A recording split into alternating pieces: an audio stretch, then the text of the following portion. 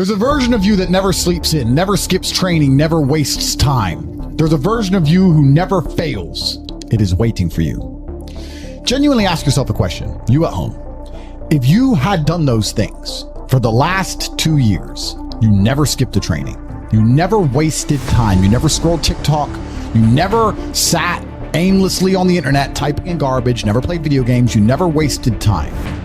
You never skipped training, you were training every single day. You never slept in, you were never lazy. There's this version of you. Imagine the person you would be. Genuinely imagine what you would look like.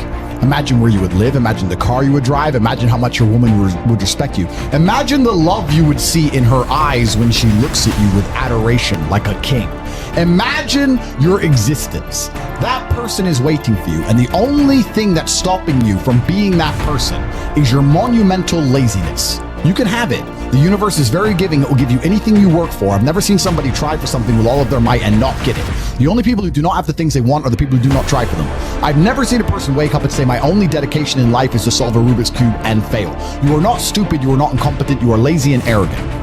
It's extremely important you understand that that person is waiting for you, and you are declining that version of yourself.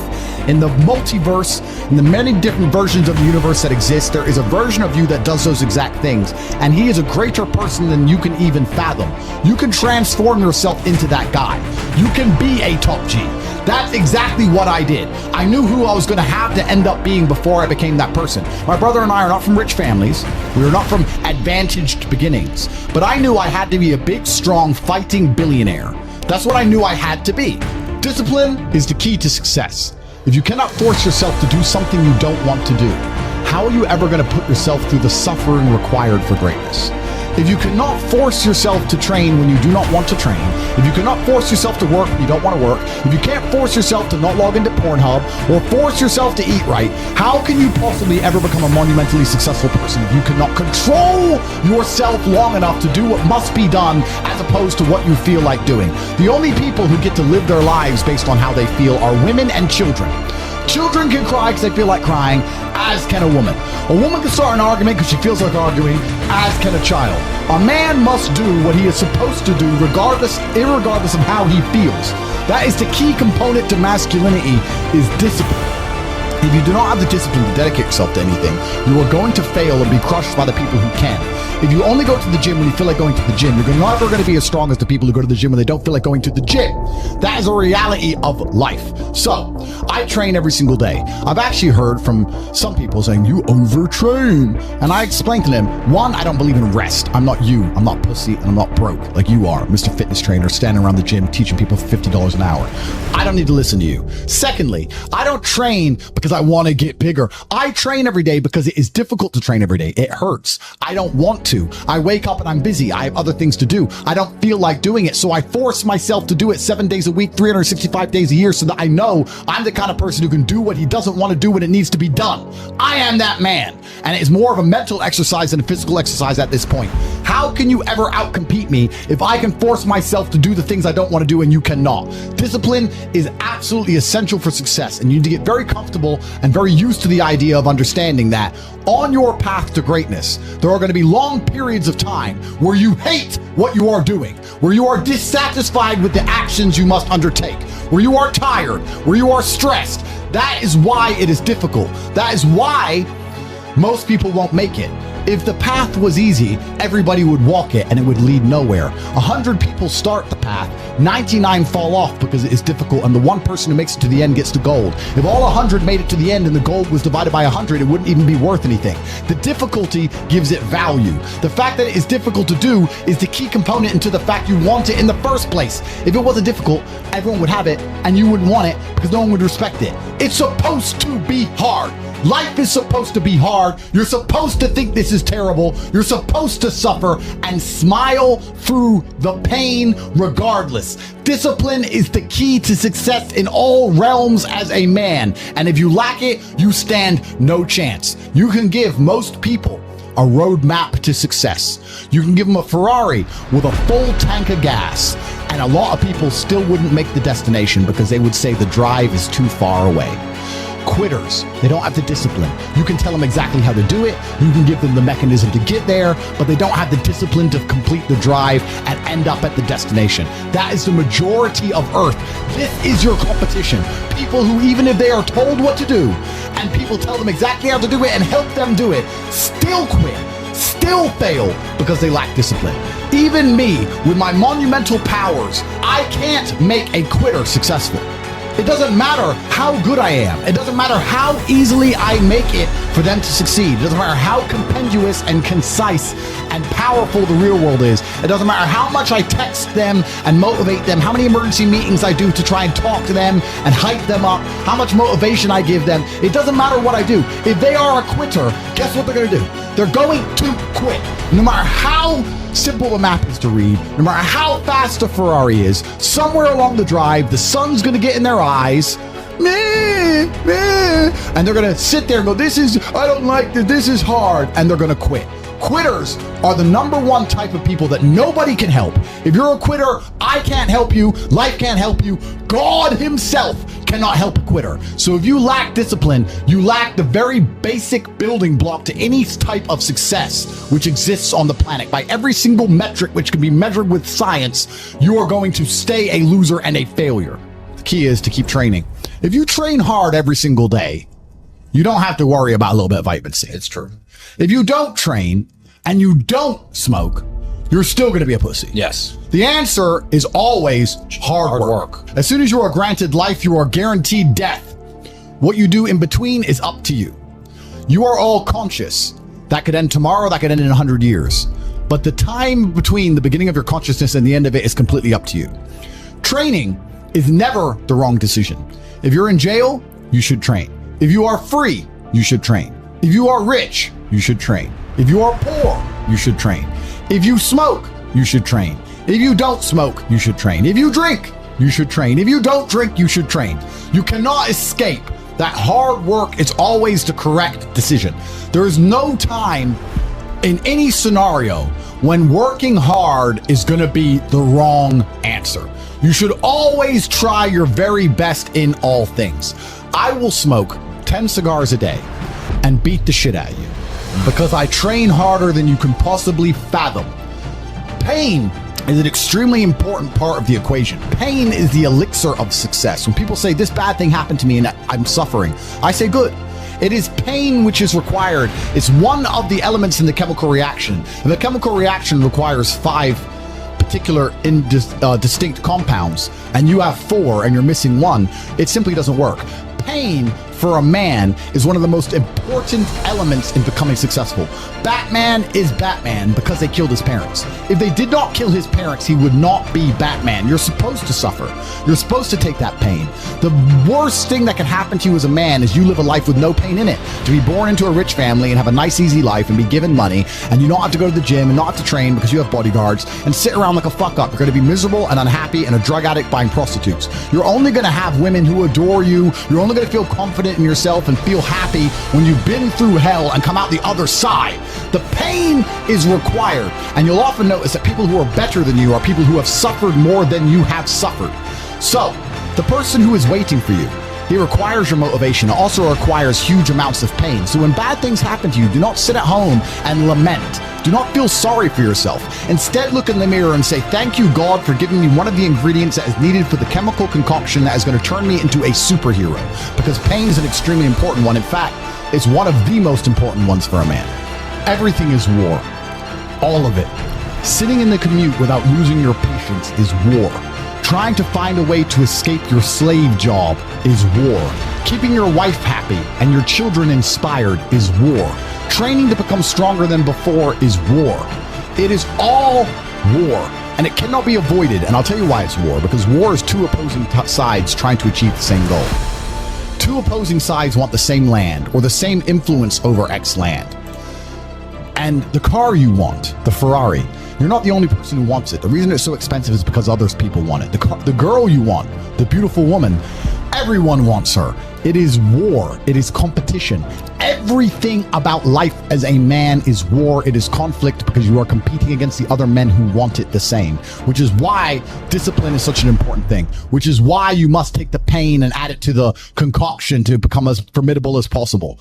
Life is war. This idea that you can go through life as a man and avoid war is probably the biggest mistake that most men make, because it is impossible for you to achieve anything significant without war. Running a business is war.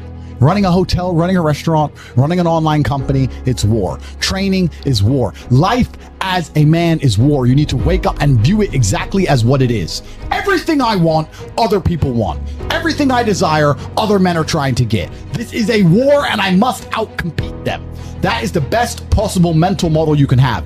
Even in jail, it was a war for who could stay most calm, a war who could control their mind the best, a war for who could suffer the least. That is war. I was surrounded by people who lost their minds and I refused. It was a battle and I was successful. Life in and of itself as a man is a never-ending struggle and a never-ending battle. It is the constant of the human condition. Evolution requires pain.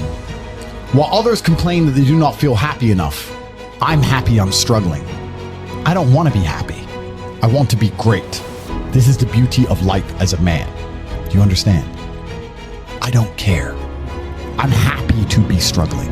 I wanted to fight. You wanted to win. I wanted to fight.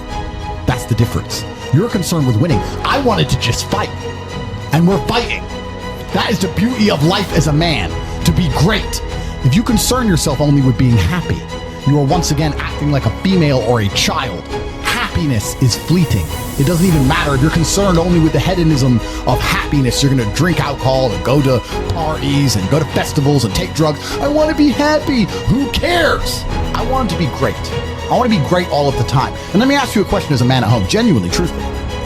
Would you rather be a loser who's always smiling, a happy loser, or would you rather be a stressed winner? Because I'll tell you something about winners. Most of them are stressed. We are stressed. We're stressed. Putin is stressed. Genghis Khan was stressed when his messenger turned up after a 4-week ride with updates from the battlefront of Iran.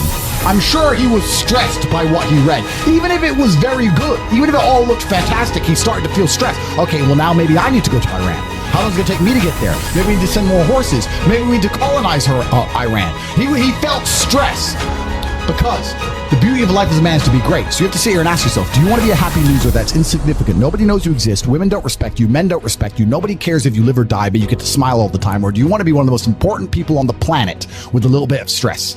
I am brilliant because I've decided to be brilliant. And if I have to sacrifice happiness to be brilliant, then that's fine. You know what the great thing about it is? You know it's amazing what God gives, how the whole world becomes full circle? If you stop caring about being happy and you start caring instead about being great, guess what you end up being? Great. Along with great. And you know what? Yeah, Happy.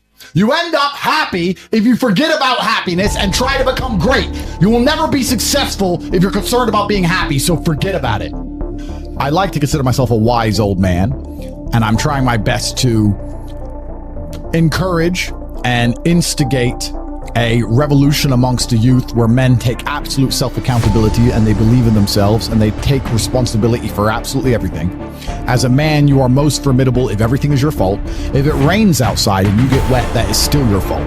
Can you control the rain? No. Could you have brought an umbrella? Yes. You need to blame yourself for all things, the good and the bad. And by doing this, you take absolute self-accountability, which allows you to build a mental model in which you will find solutions, 1. 2, avoid trouble, because you know that anything bad happens to you is your fault. And 3, be the most fearsome competitor possible, because we're living in a very competitive world nowadays amongst the elites. The people who understand that you're living inside of a fish tank are trying very hard to get out. And you have to make sure that you can outrun some of them if you want to escape. There's an age-old adage. If a bear is chasing a group of people, you do not have to be the fastest one. You just have to be faster than the slowest. The slowest person is going to die. So as long as you're ahead of the majority of people, you stand a very good chance of avoiding slavery. Being a powerful man isn't always about furious anger and instilling fear. As enemies attempt to attack your energy and lower your vibration, understand this. Power is untouchable. Power may notice, but it doesn't care. Sometimes power is simply not giving a fuck. Being a powerful man isn't always about furious anger and instilling fear, meaning sometimes it is. You need to retain the capability to instill fear with furious anger. A man who cannot do that is not a man. It is one of the cards you need to have in your deck. However, more often than not, when you're in a true position of power, you will play the alternate card, which I'm describing here, as simply not caring. How can you not give a fuck about things? So I'll tell you how. If you're filthy rich, and you have a strong network of people around you who you trust, and you have a good family, and you have beautiful children, you have women who love you, and you have beautiful supercars, you live with your best friends in a compound, you have armed guards, and you're proud of yourself, and you're strong, and you train hard every day, and you're monumentally successful, and all of your dreams come true, and if you want something, you can instantly snap it up. You want a Pagani, you want a Bugatti, you want a $25 million apartment, anything you want, you buy. It's very easy to not give a shit about the opinions of people who don't have one fraction of your success. And what these people are trying to do is drag me, I'm using me as an example, but we can also use it for you. When you have true power, they're trying to drag you down. They're not trying to elevate themselves. They're trying to drag you down, which is a very different thing. Because it's amazing how God rewards those who are trying to build and create and elevate, and how it punishes those who are simply trying to destroy and be spiteful and negative. And these people are going to dedicate hours and hours and millions of hours of their life towards a certain cause to try and drag people down who they cannot affect because they're already too powerful and too large.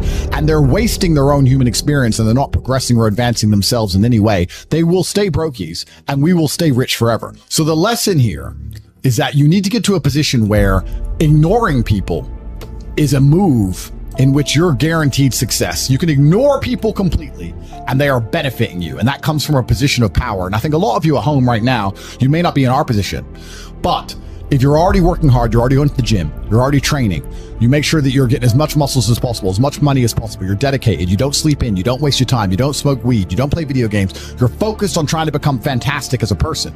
You can just ignore that girl.